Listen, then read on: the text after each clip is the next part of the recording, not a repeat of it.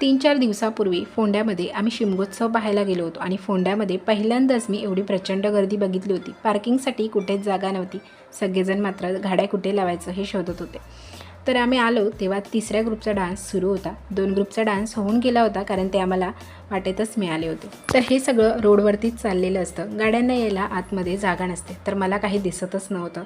तर उंच असणाऱ्यांचं मात्र बरं होतं, सगळं बघत होते आणि हा व्हिडिओ देखील माझ्या मिस्टरांनी केला होता।